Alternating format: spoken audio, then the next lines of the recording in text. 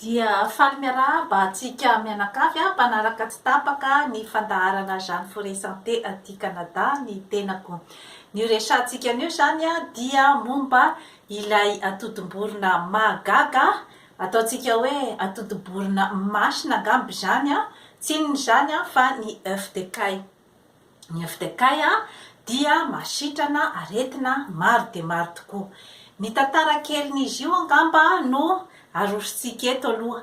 Ny œuf de caille zany dia tamin'ny andron'ny ataontsika hoe ny Egyptianina zany taona maro dia maro talohan'ny nahaterahan'i Jesosy Kristy zany tamin'ny ry zareo nanamboatra ny pyramide d'Egypte dia nisy piasa maro dia maro tokoa zany nampiasaina tamin'io fanamboarana an'io pyramide d'Egypte io.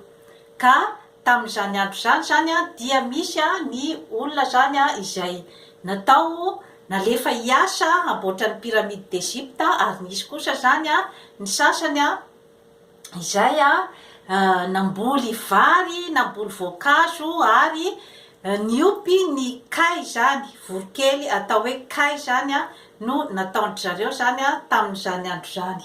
Ka io atotom-borona io zany no nentina zany namatsiana ny mpiasa tamin'izany andro zany. Ny atotom-borona sy ny henam-borona zany no nentina namahanana ny olona tamin'izany andro zany. Ka hitan'ny zareo zany, hitan'ny zareo Egyptianina fa tena mampatanjaka tokoa zany ny œuf de caille sy ny henan'ny caille zany, dia teo zany zareo no nahita hevitra hoe andeha hiopy ny caille zany.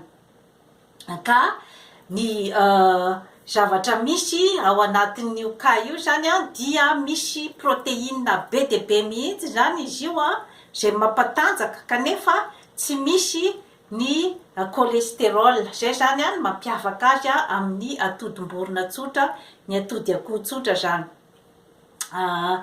Nisy tantara kely koa zany dia ireo jiosy zany izay nilefa ny fanandevozan'ny Egyptianina tamin'izany andro zany rehefa nandeha tany amin'ny désert zany zareo tsy nisy hohanina, dia ny œuf de caille sy ny caille zany no nentin' zareo koa zany no hohanina tamin'izany andro zany. Ka nahatonga andro zareo zany hoe ny ataontsika hoe zany hoe afaka tao anatin'ny anohanana zany.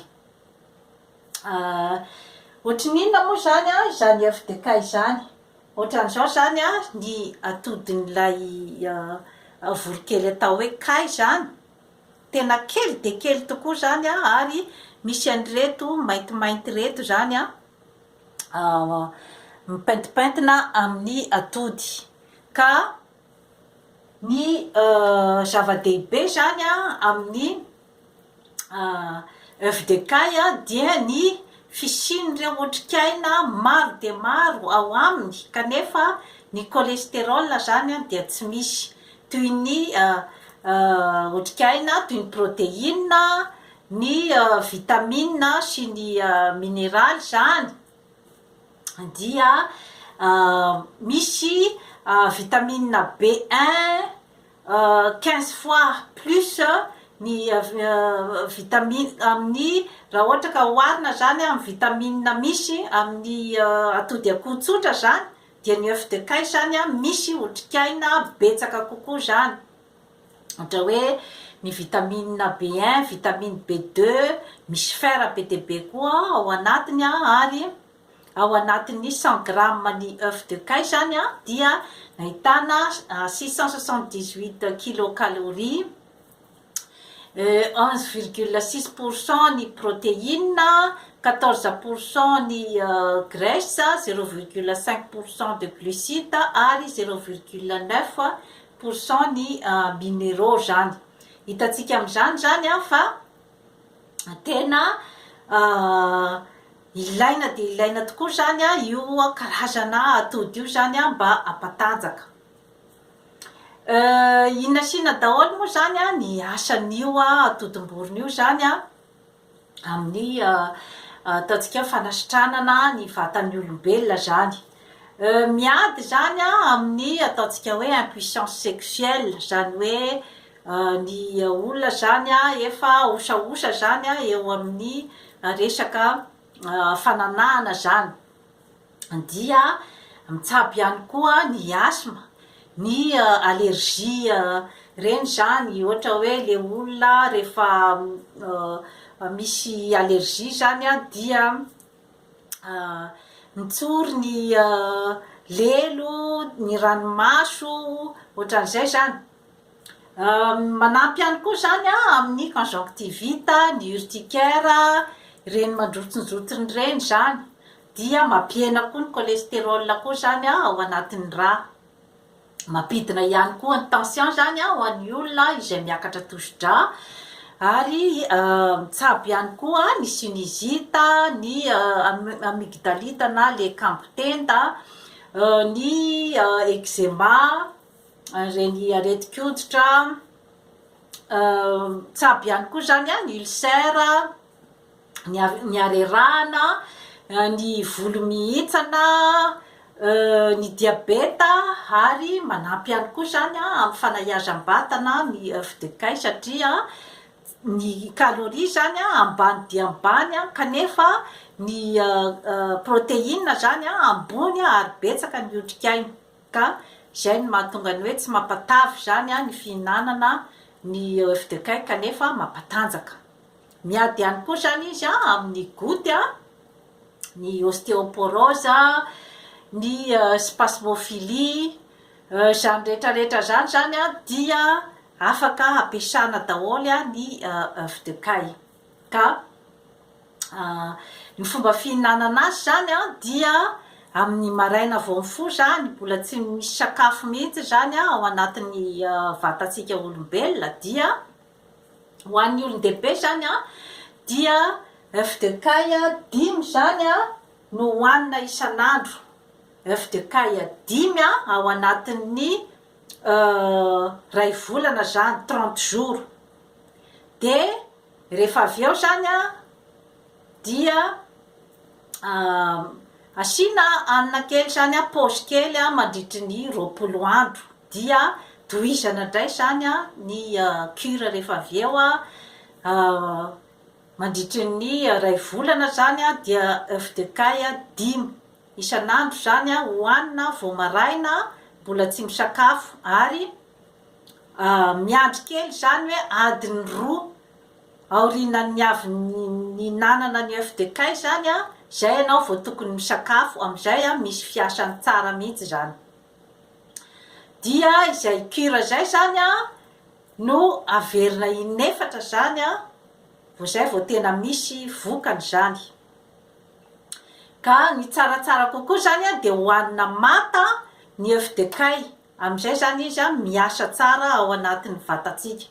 Nefa misy moa zany ny resety betsaka azo koa zany ampiasana anazy, toy ny œuf dur, ny omelette, kanefa efa mihena ny fiasany amin'izay fotoana zay raha ohatra ka hoe efa andrahoana izy zany. Fa tsaratsara kokoa zany tena mbola le mata mihitsy zany no hohanina. Dia raha ohatra ka tena tsy telina zany izy amin'ny hoe fihinananao azy mata zany dia afaka asianao tantely kely zany miaraka aminy, tantely ray ny sotro kely zany miaraka amin'ny ampifangaroana amin'ny œuf de caille anaky 5, dia iny zany no entinao zany mitelina ny œuf de caille. Raha ohatra moa zany ka hoe misy fotoana hoe tsy telina mihitsy dia ty zany misy resety kely koa zany atoroko afaka ahafahanao koa zany hoe mitelina ny œuf de caille zany. Dia inasiana daholo moa ny zavatra ilaina, dia œuf de caille zany anaky 5 izay ampidiritsika zany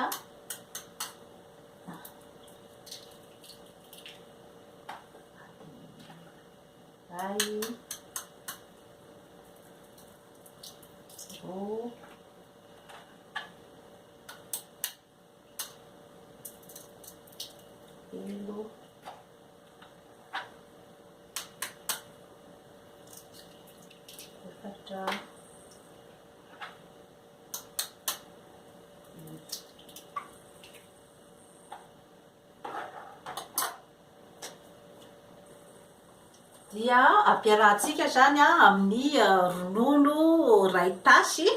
Raha ohatra ianao zany tsy mahazaka rononomby a dia lait de soya zany no ampiasainao, dia miaraka amin'ny cacao ray sachet. Fa raha ohatra moa zany a afaka koa zany ianao a mampiasa an'ilay ronono a efa miaraka amin'ny chocolat reny zany, hanatsaratsara ny tsirony zany. Fa raha ohatra ka ny antony dia manome hery sy tanjaka ny cacao, zay fantatsika fa betsaka fer ny cacao ary ny ronono a dia betsaka calcium, ka izay rehetrarehetra zay zany a no ampiarahana miaraka amin'ny œuf de caille dia manome hery sy tanjaka tokoa zany a hoentinao a miatrika ny fiainana andavanandro zany. Dia atoroko anao zany a ny fanaovana azy. Ataontsika zany a ampidirintsika zany a miaraka ato daholo zany a ny ronono ray tasy, dia ataontsika mixeur zany zay rehetrarehetra zay.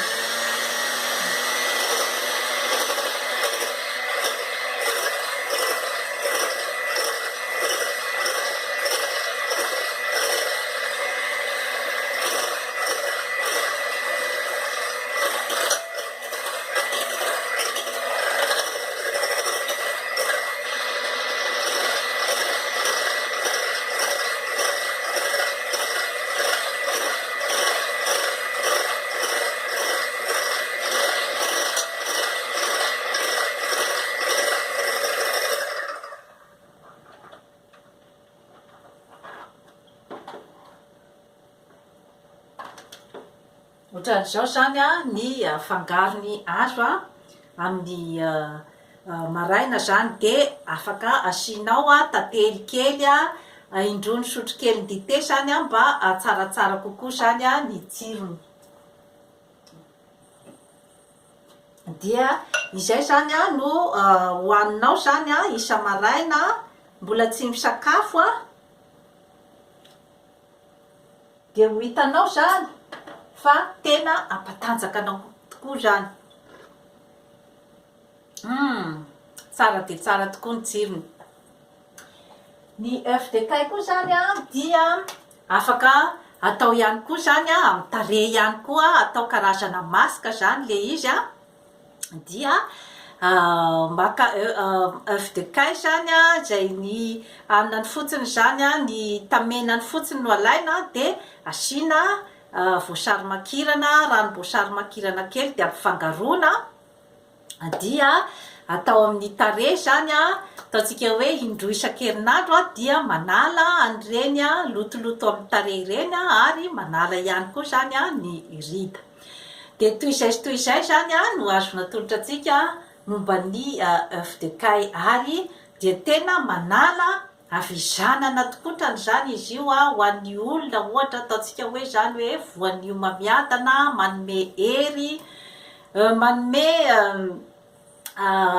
karazana zany a aina vaovao mihitsy zany a ho an'ny olona izay ao anatiny ataontsika hoe harerahana. Ka raha ohatra misy olona zany a voan'ny cancer ka efa hoe manaraka ny chimiothérapie, dia afaka koa zany a ampiarahana ihany koa zany a amin'ny fihinanana ny œuf de caille.